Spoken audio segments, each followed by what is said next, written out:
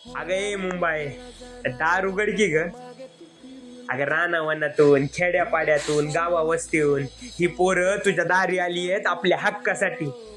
ह्यांना बी तुझ्या पदराखाली घे की ग. अगं ए मुंबई, दार उघड की ग.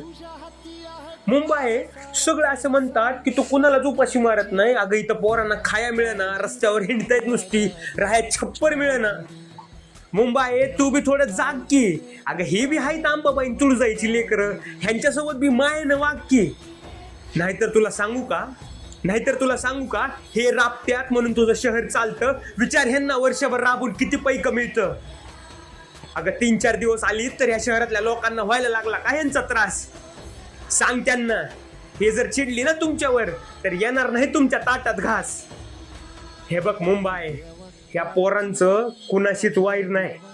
हे बघ मुंबई, ह्या पोरांचं कुणाशीच वैर नाही, पण ह्यांना जर त्रास दिला ना तर कुणाचीच खैर नाही.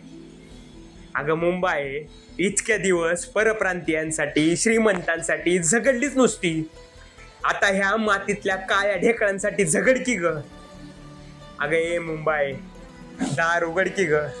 अगं ए मुंबई, दार उघड की ग.